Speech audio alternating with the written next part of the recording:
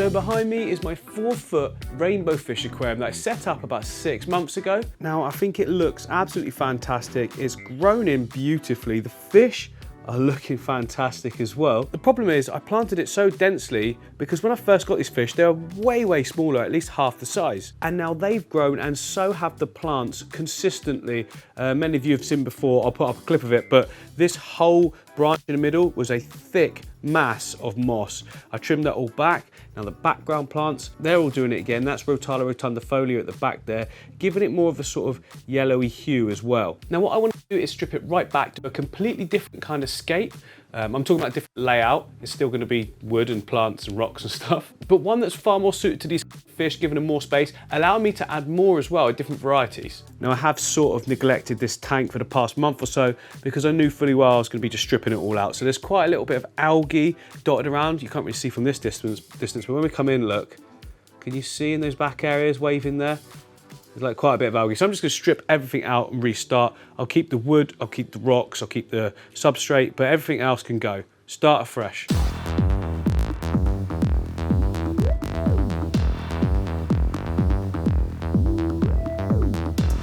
Well, I've removed quite a few plants there, but now I don't know what the hell is going on. So I'll wait for that to clear.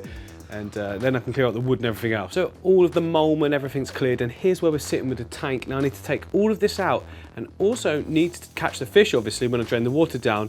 I'm gonna put them, this is my secondary studio. I've got 2 studios, the main one we're just in, and then this is the sort of smaller one. It's home to like shrimp tanks. Then I've got my other big 4-foot here. This is the Amazonian sort of themed one. I've got some cool other tanks just sort of dotted about everywhere. I'm just showing this for those of you that don't know, because many of you actually do. This is my pond one that I set up for my rice fish. Rice fish are doing great, and these plants have doubled in height. This one's nearly reaching the ceiling at that point. And yeah, anyway, it's not about that. Down here, the light's off at the moment, but this tank is fully established and been running for a long time. So I'm gonna put the rainbowfish into here temporarily, and they're gonna be easy to catch as well. But first of all of this needs to come out. So that is everything out decoration wise. The only thing that's left in there now is like finer gravel. Now don't worry, that murky water doesn't hurt the fish at all. You can actually see some of the cories. You should see the rivers and stuff where some of these fish are from. They're very murky. And it's just a bit of detritus floating around the water. But I need to now draw the water level down to be able to catch the fish out. And also I need to push that sand back so we create like a channel at the front so it's easier to catch them all. Otherwise, you know, I'll be there forever scooping it out. So yeah, that's not gonna happen, is it? So create a channel, drain the water down.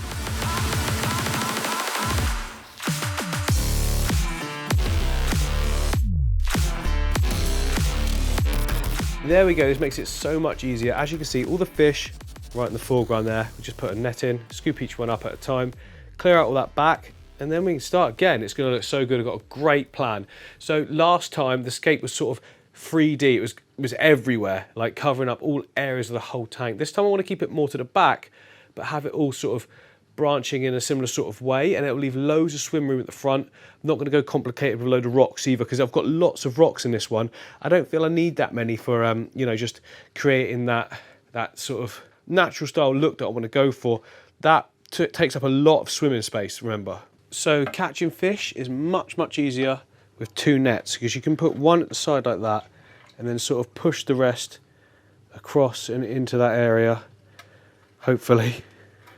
There we go. So we've got some in one, some in the other. Perfect. And then it's just a case of just keep going, keep shuffling along until you've got them all,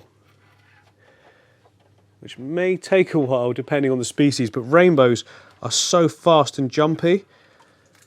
There we go, I've got a good amount there. Oh, also, I forgot to tell you guys, there's about 10 Venezuelan cories in here as well. Where are they? There they are. There you go. So I've already caught quite a few. There's a couple left. And there's a view of the rainbow fish in this corner. So I'll scoop to that side now, hopefully get the rest of them. Yay, all the fish are out, which means I can now get everything else out of the tank and we can get started. Ooh, okay, we're getting somewhere. This is the worst part of the whole job. All we're left with now is sand and gravel in the tank. And on top of that, we did have all of this here, which is aqua soil in the mesh bags. Many of you know the method I use now, so inside that mesh bag is aqua soil. The roots penetrate it, it stops it floating around the tank and keeps everything looking good. So I've got all those to be able to reuse again, and I've got all this gravel to be able to reuse again. I don't need that much. I mean, that is a lot there that I used. When I last did this tank, I was trying to create height, and it was fine to start with because the fish were a lot smaller, but now we need more swim room, more water volume.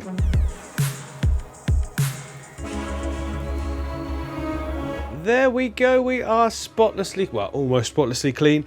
To be honest, I don't know why I've got it so clean. I'm just about to go and put it all sort of back in again, aren't I? I just think it's like nice and presentable, a nice fresh start. We also need to talk about the tank. So I'll put all the tank dimensions up on the screen now. It's basically a 4-foot tank. My favourite size. You could do so much with a 4-foot tank. And the stand is one that I actually built myself. I'll show you how I did that now.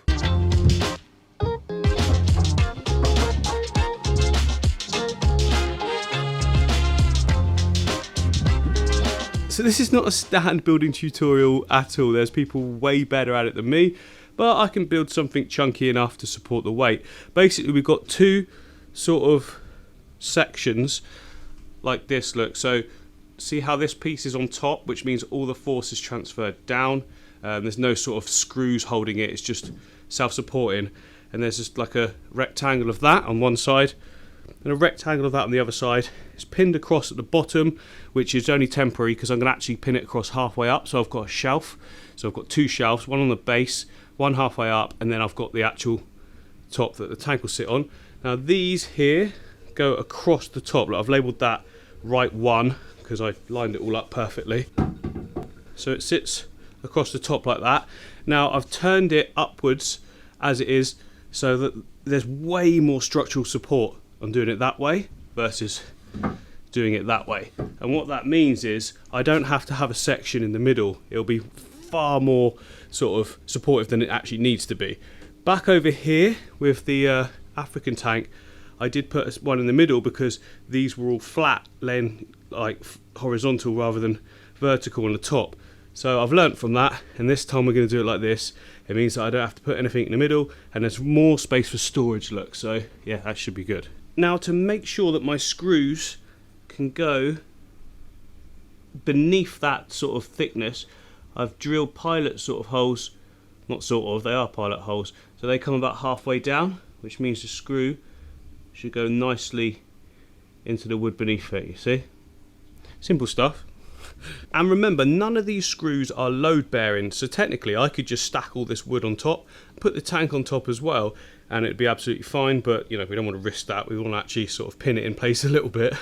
Very quickly, guys, I just want to give a massive thank you to any of you that have purchased my hoodies, the thick Corey hoodie, or any of my hoodies, to be honest. It means the absolute world to me that you want to buy something with my logo and my designs on. It's so cool. Anyway, that said, if anyone else wants to get some that hasn't already, I'll leave a link above in the first comment and in the description. Just click it, it goes to my shop, maybe have a little look around and see if there's anything you like. It's a great way for some added support to the channel, and also you get a really comfy, nice hoodie as well. But anyway, enough of that, back to the build video.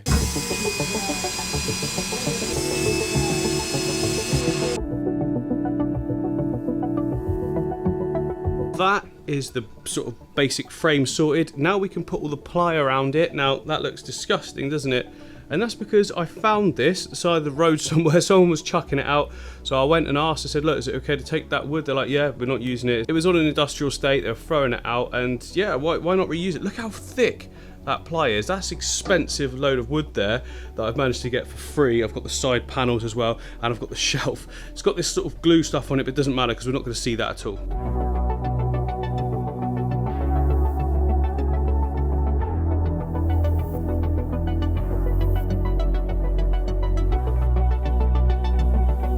And there we have one stand plus space for storage on the top and the bottom row. It's not the prettiest thing in the world, is it? But it's sturdy. Watch this.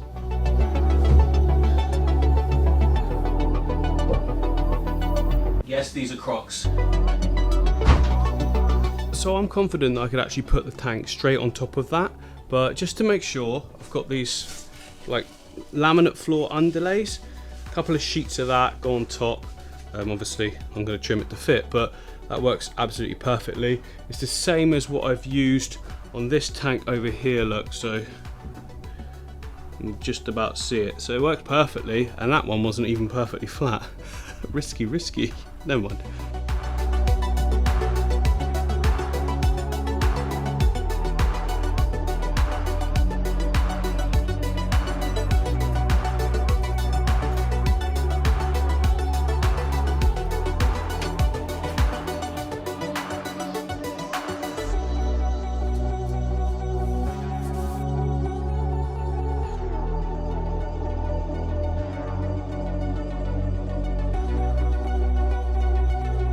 There we have it, one stand. Now, to hide the fact that it looks rubbish, like my joining is not like the best, look at these gaps and everything like that, that's fine, let's just paint it black. Black hides everything.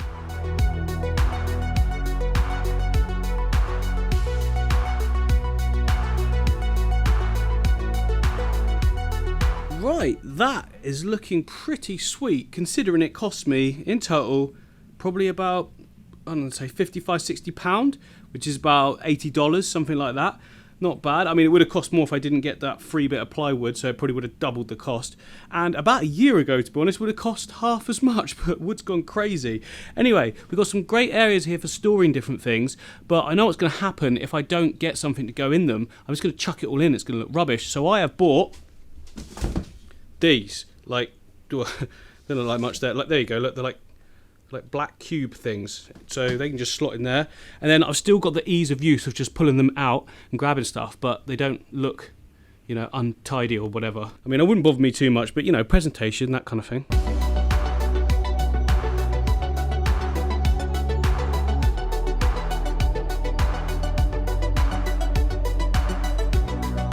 Now, I'm going to go on record here and say that I designed it all to fit that perfectly. I really didn't. What a stroke of luck. I measured it up before I went to the shop. 3 of them will fit perfect, but I didn't know it was going to fit that perfect. That's awesome. Look at this from a distance, look. Oh, I nearly fell over. Looking good. Problem is though, guys, look at the state of the studio. Need to clean this up. And everything is now clean, but the tank is right here, ready to go on top. I've got it up this point. I haven't put it on top yet. I'm not going to do that by myself, obviously, but I haven't put it on top yet because I need to flip it on its side and put the backing on there. I want to put like a frosted background on, and it's a lot easier to do when it's actually turned and, you know, flat rather than vertical, because all the stuff just drips off. You can still do it. I've done it before. I actually did it on that tank, but yeah, I just want to do it like this. It'll be easier.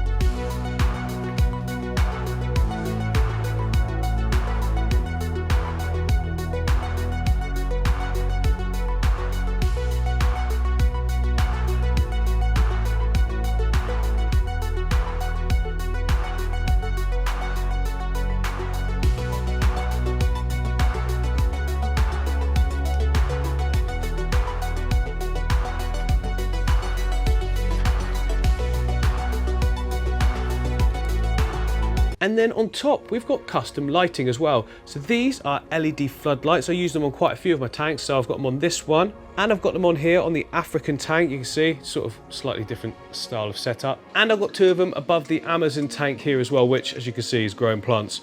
Absolutely crazy. A bit too fast, to be honest.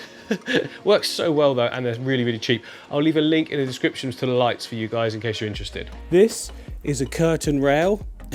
Just so happens to be just the right diameter to fit into, this comes off by the way, hang on, there we go, that slots right into there. That can be attached to the wall. And then I've got 3 of my LED floodlights. 1, 2, and there's one still in the box there. 3 of these. These are 20 watt daylight, cool white, you know, 6,500 Kelvin. Obviously they haven't got a long bit of wire to them, so I've also got 10 meters worth of wire. So I'm going to attach those to the curtain rail by drilling holes and just bolting it all. Got bolts as well, got a pack of bolts. And then I can run the cables all the way inside this because it's hollow, have them go in the side, come out there somewhere, and then go neatly down the wall. I've also got some little cable tidies as well to keep everything neat. Hopefully it works. Maybe it will, maybe it won't. There's only one way to find out.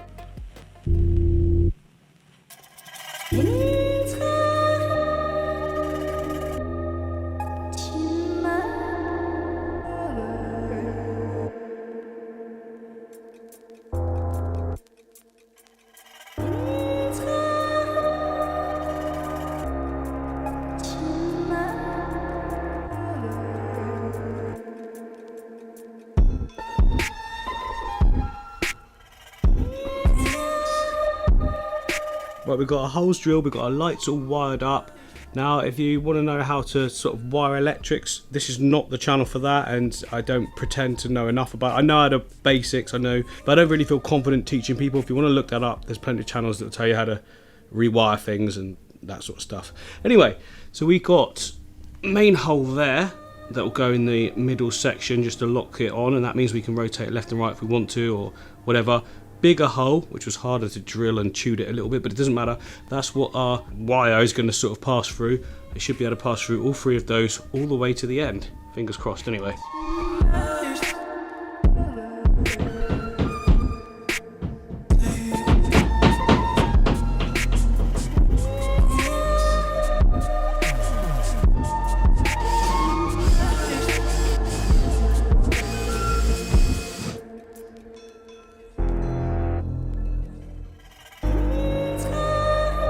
Well, I'd say that's a pretty darn good job. Now, it's not perfect by any means. First of all, I had to do it this way a little bit because there was something behind right next to that window that I didn't want to drill through, so I brought it across. So I'll have to just shift the tank across a little bit more so it's central, but that's not a problem. I'll still be able to put my cart in here, my maintenance cart, just take off that little bit hanging on the side, and we've got that gap that we need. Now, yeah, like I said, it's not perfect. So for a start, drilled a few holes in the wrong places, and some of these bolts are at a funny angle, but you know what, as a first attempt, I'm pretty happy with it. And at the end of the day, this is the thing that we're going to be looking at. I just need to get the plugs on there now, and I can switch them on after I've moved the tank across, of course.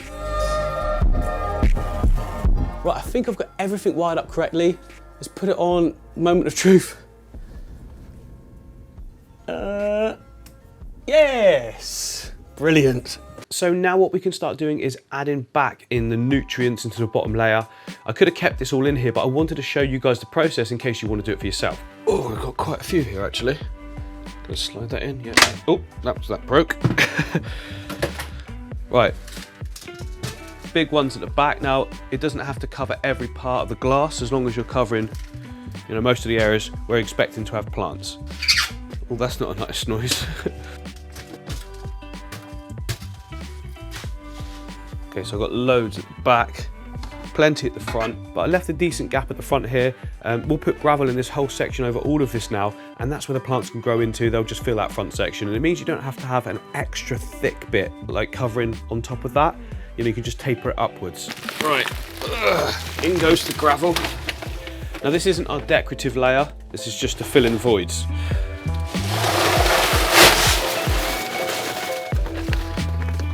To be honest, I'm not even sure what colour I want yet. Decorative sand, I'm off to the fish shop in a minute, so I might choose something when I'm there. So that's that whole area just covered with a thin layer. Obviously we can't plant into that because there's no depth to it at all, so we have to go higher on top of that. A little bit more of this gravel, and then it will be the decorative one that we're going to be using on top of that. Yeah, a bit more over this side, all over actually. I mean, believe it or not, it looks like a lot of gravel here, but this is half the amount I actually had in there before.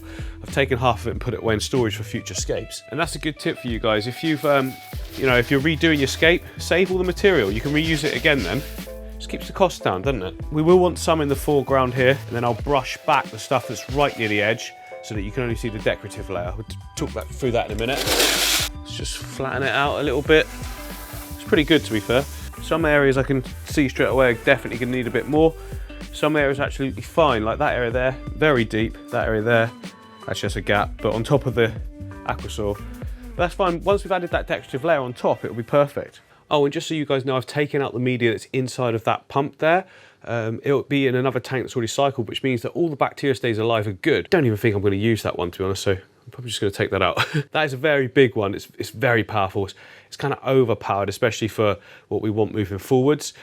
It was hitting lots of plants before, which meant it slowed it down, but I'm not going to be having that now, so I think I'll just whip it out. So we now have our wood ready to go back in and some rocks maybe. I'm not sure if I'm going to use those rocks or not, but I'm definitely using the wood. So I'm going to start with the wood first. I'm just going to do it and talk you through what I'm doing as I'm doing it, yeah? It's almost just like you're doing it with me then. Right, so we've now got what I would call our base in place. Base in a place, sorry. On top of this now goes our decorative sand, and it also acts as a good sort of grabber for the plants going in.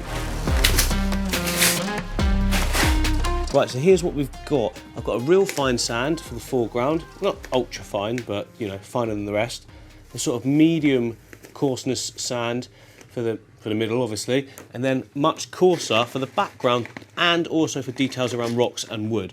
That should work really well together. I don't normally use free like that, but thought I'd give it a go. Now the first thing I need to do is scrape away this really coarse gravel from the foreground, just so you don't see it, because it didn't look that nice. I mean, you can see here on the rare ecosystem, so foreground, nice and clean. If you come to the side, oh, also nice and clean. But that's because I pulled it away from the edges, but there is loads of stone under there as well.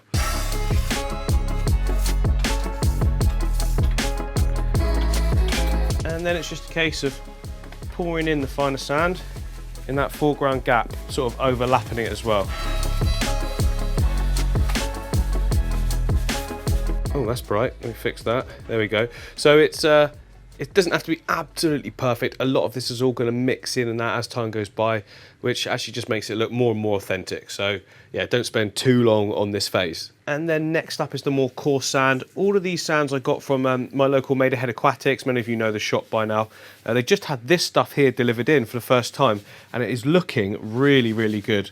The way it's sort of blending with the fine, giving us that real natural sort of progression into the finer front.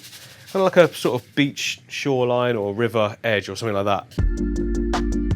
Okay, looking awesome. Now I really want to start getting the hardscape in now. I'm going to be using the same wood that we use for sure. Like, definitely want to use that. Really, really good. It's got that darkness to it. Long pieces, we can do a lot with that. Not sure about the rocks yet, but we'll see, we'll see. I'm more concentrating on the wood and trying to get a good flow with it and keeping it so that it's further back, because last time we took up the whole tank with hardscape, and that's not what I want to do this time. So like I said, we've got some nice long pieces, so I'm going to try and use that to my advantage and create like a flow to it all. I'm just going to get them in to start with, and then I can balance them on top of each other after. We've got lots of big pieces, which I used differently before. And already I'm seeing that this could work quite well. I'm just using the lines, and I'm just making them go straight in the right direction. Then you can tweak after. See, at the moment it's looking like triangular composition, which could work, but I think I want kind of more islandy. And just by switching that, look, we can have that one there. Bring it across a little. Yeah, just by doing that, we get more of an islandy composition. If I just go with those 3 sticks, I could actually bring them out in the foreground more and still have a ton of places for the fish to swim and plants to go into as well. It's a tough one. I'll just keep going for a bit.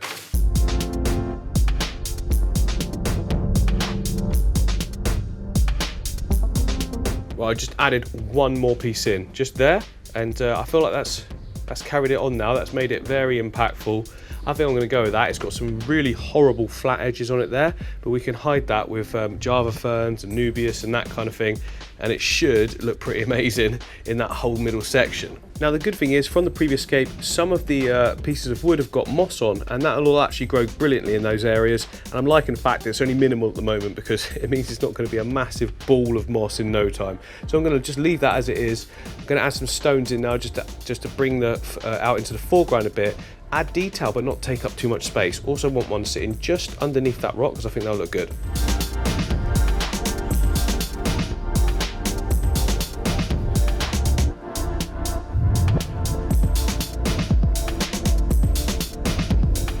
So yeah, just adding those rocks to try and bring things into the foreground, but once you step back, look, like if you take a nice step back, you can see evenly spaced in a straight line. It just doesn't look good. Like the wood looks like higgledy-piggledy, sort of something could have fallen in, washed down, fine. But I mean, is that going to happen? No, switch it up. And a good way of doing that is actually bringing the outsides out, like that, and the insides in together, maybe. That's directly in the middle of the tank right now, which doesn't look very good in my opinion. So I'm going to bring that out a little bit, off center. I'm still trying to follow the lines of the wood though, you see. And then I feel like it needs something there now, maybe some smaller ones as well. I've got a smaller one here. Maybe that one can go right on that bit there. I'm trying to get it to look like the wood's sort of lodged on some of the rocks. Again though, we've got that straight line. I don't like it. I do not like it. So it can go right back. There you go, see, already that's looking miles better. It's not a massive change, but it's just that slight bringing together the extra rock, you know, it gives it that sort of zigzagginess to it, and I think that's just better. It's personal preference though. If you like something you're doing, just do what you're doing. As long as you're enjoying the process and having fun with it all, just do what you want. There's no rules, okay? Because all I do is I go, oh yeah, that looks good. I'll move on to the next stage. And that's all you need to do as well. I am, however, thinking we need a rock there, just there, and maybe one there, and that will complete the whole look.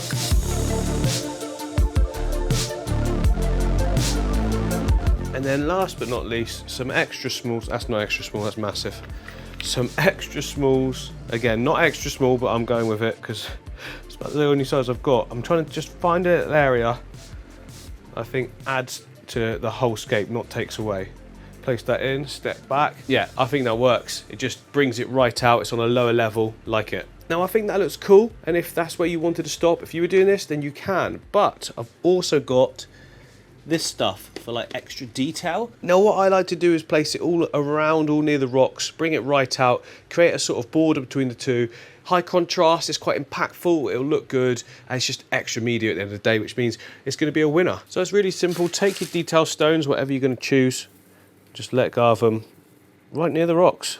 Now many of you have seen me do this before, but I just find that like, well, it's a lot of aquascapers do it, to be honest. I didn't invent this at all, you know, something I've seen before, but it works really well, so that's why I like to use it. Just creates that sort of natural sort of look, which apparently isn't like that in nature. You get the finer stuff near the rock, the coarser stuff in the fast flowing, which would make sense. But it doesn't matter, that's not what we're doing. We're doing it like this because it looks pretty. Just keep going around, adding it like sort of, don't think about it too much, just let go of it near where you want it, and that should be good enough. If it's not, then you can always just take a bit of sand and brush it back over the area, you know, if you're not happy. But I'm trying to go for high contrast here, so that's why I'm making it very deliberately obvious rather than blending them too much. Normally I blend them a lot, but I'm not going to on this one, just to mix it up, something different. Clear sort of pathways between all the coarser sand and that finer sand. Right, that is looking good. We've done it. Oh, look at that. Doesn't it look fantastic? Even if I do say so myself.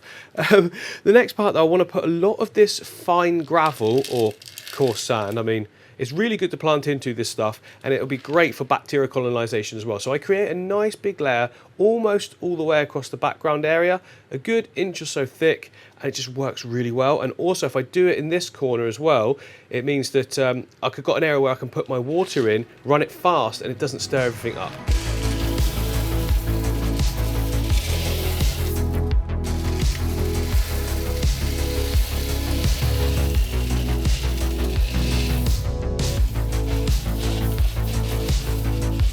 There we go, fill it up with water, right? No, we still need to obviously plant it. And also, I'm a little bit worried that that might still float. Well, not float, but get moved around in the flow. So, you know the drill by now. Cyanoacrylate, super glue gel, completely safe for fish and plants and all that. Gonna glue that to some rocks and to itself, and then it'll all stay still. We won't have to worry about it moving and maintenance and that sort of thing. Completely recommend that you guys glue your hardscape down or tie it down or whatever you want to do. Oh, and I know that looks odd at the moment. Don't worry, it will be fine.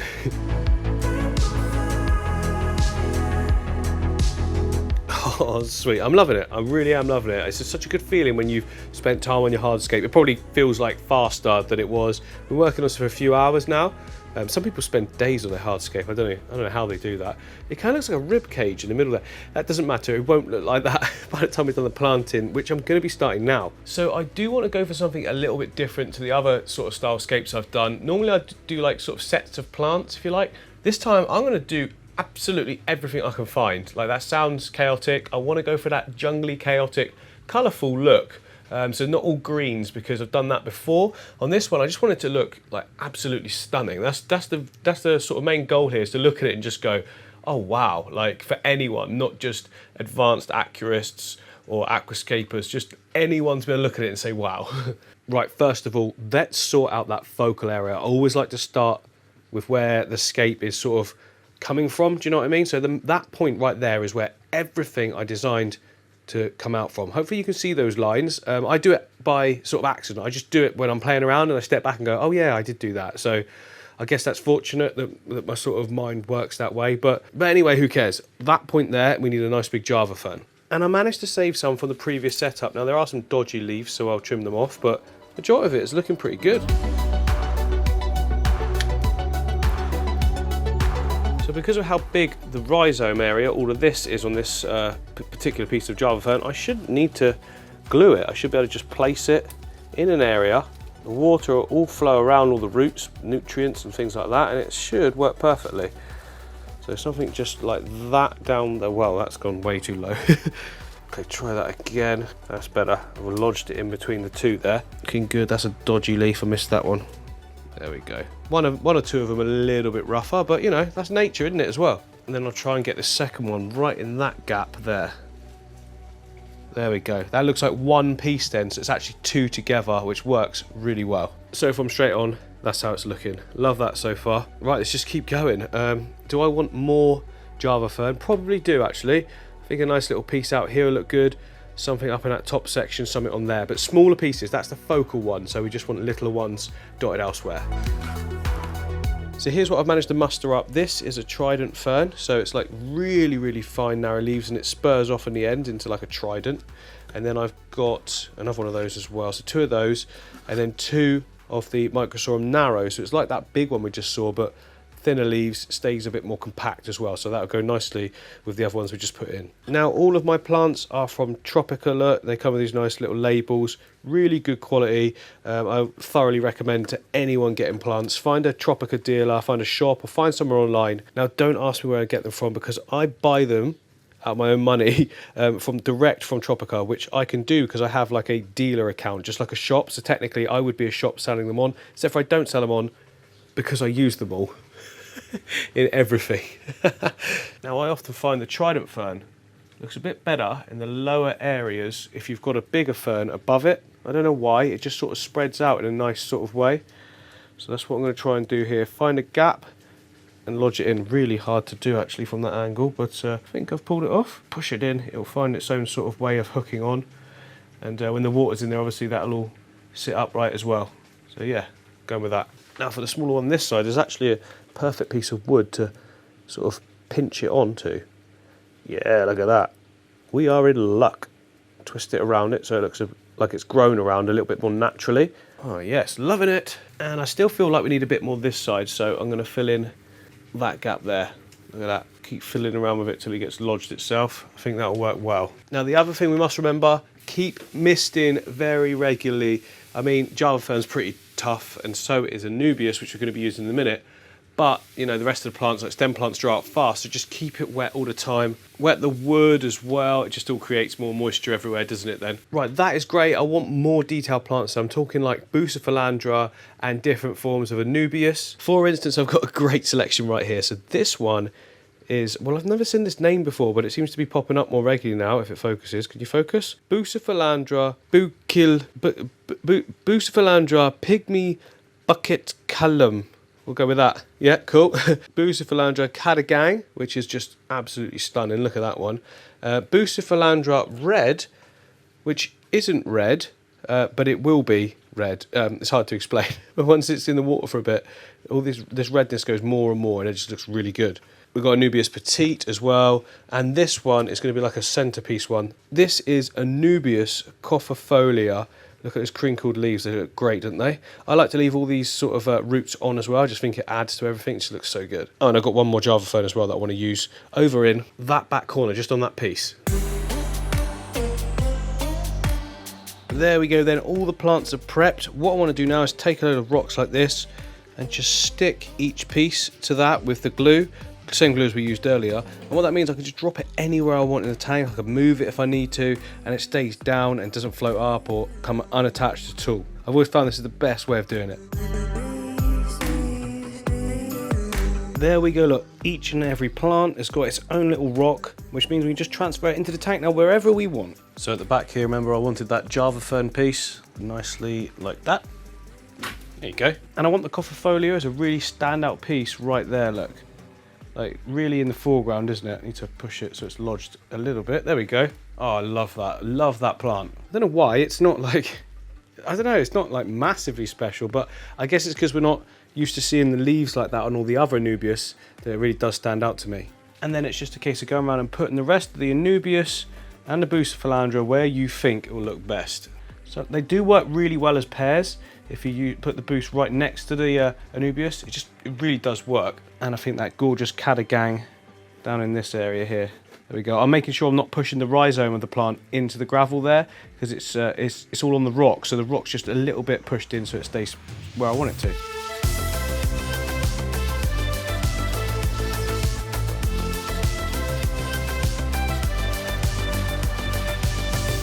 And then I've got some more bigger pieces of Anubias that I saved from the previous scape, and they fill out the sort of base area, more shaded area of the tank. But Anubias is a plant that likes shade, so that'll be good. Just pushing it into like little cracks and stuff, and that'll lock it all in. And as always, guys, don't overthink it too much, just get the plants in there. So believe it or not, I'm now going to fill the tank up. The rest of the plants, I want to plant them, just taking my time with it. I'll do it with the waters in there so I can see how they're going to sit, because a lot of them are stems and taller plants and that sort of thing. I'm just going to really take my time with that, and having the water in there means that we don't have to rush, because it's probably going to take me over the course of a day. Obviously, I'm going to show it faster than that, but yeah, here we go.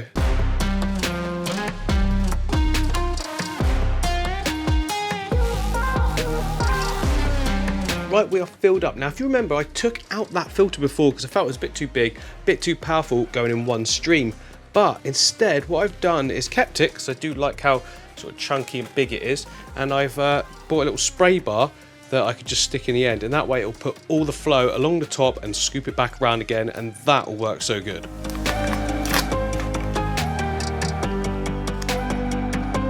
Right, I'm now going to switch it on. It will probably spit out a load of muck, but that's good, because that's what we want. There we go. So, you know, all the filter media inside there is still dirty, which means that it's going to seed the whole aquarium straight away. But do you see what I mean? We've got really good flow there on the surface, moving along the top. But when you come under, look, the Java fern isn't getting battered. There'll be some really nice slow areas down the bottom here. Look, it's barely, you know, just gently moving the plants. That's exactly what you want. So that means I can put stem plants everywhere as well, and they'll survive and won't go funny. If you put stem plants in fast flow, they like twist up and the leaves look rough and all that, so we don't want that. So that is a load of the background plants now put in. We'll talk about it a bit more later on. I want to get in some foreground plants now, and I'm going to use some dwarf sage. I want it to go everywhere. I want to get that really jungly green look with it. And you know, some of the stones poking through as well, just really raw and natural looking.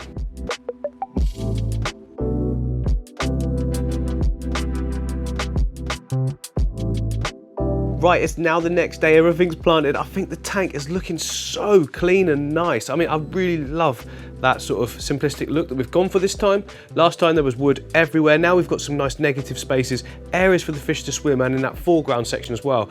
So I've added quite a few stems to the back. I've got different types. We've got Limnophila, we've got Hygrophila, Polysperma, we've got Rotala green. We've got the odd bit of red as well. There you can see that there, Ludwigia palustris red that is. And then what I like to do is, if I've done some on that side, there's also all the same plants around that sort of corner there as well. Then we've obviously got all that dwarf sage in the foreground. That's going to spread everywhere and look amazing. Hydrocotyle Japan right there. and there. That's going to sprout and climb and grow everywhere. So vibrant and green, looks wicked. And for floating plants, now I'm not certain of how well they're going to do given, you know, the amount of flow we've got, but they are back in this section. We've got the red root floaters and we've got the salvinia. So just add in like extra nutrient absorption and it should really help with the start of the tank. Even though we've got cycled media, it's still kind of like a new start because there's no grime or anything yet. It's just so brand new that the chances of algae are much higher than an established tank. Anyway, that's all great. Let's just get these fish in. I'm really keen to see how they're going to behave in this new setup. So here come the rainbows and the cories. Now they're not going to be coloured up for a while, but that's okay. In you go, guys. Okay, they're staying very still to start with. Not sure at all. Temperature is all good, it's matching. Having said that, the Bosemani rainbow, look, coloured up straight away. And the others, the sunset rainbow fish, well, they don't tend to be sort of really coloured up this time. Well, saying that, look at you, you beauty. And the neon dwarfs, they're always looking good, aren't they?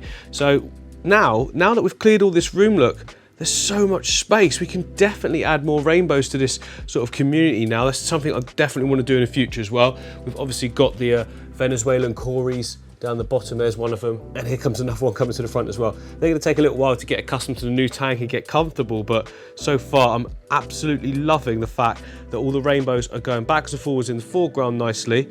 They seem to be like moving in a really calm manner. Do you know what I mean? Like, it's really nice to see. I'm just going to step back and move with them. Look at that, absolutely brilliant. Now this is actually some of the first rainbow fish that I've actually kept. If rainbow fish is something that you guys could be interested in, then I definitely recommend. And I've personally found that I see the best examples of the behaviour in faster flow tanks like the one you can see here. Now it doesn't look too fast flowing at the moment, but obviously when we pan up to where the water flow is hitting the surface, there's a good amount of flow shooting across the surface of that water, and then it goes all the way to the end and sweeps back around. By the time it's down where these guys are, they're just, you know, enjoying it, but it's not pushing them around everywhere either. And that's one of the improvements I wanted to make on a tank. As much as these guys loved that high flow hitting them in the previous setup where I didn't have the spray bar, it did mean that I barely ever saw the cories. And, you know, even now, look, we're seeing some great schooling behaviour coming into the foreground. They would only ever come into the foreground before when there was food about, and then they go back and hide again. Whoa, darting up and down everywhere there. So I've got about 8 or 10 Venezuelan cories in here. I would like to get some more cories as well to add, and I think now it'll be better and we'll see a lot more of them, as I've just said, because of that flow has been adjusted. It's kind of a happy medium in the middle for both sets of fish now. The rainbows can love it and so can the cories as well.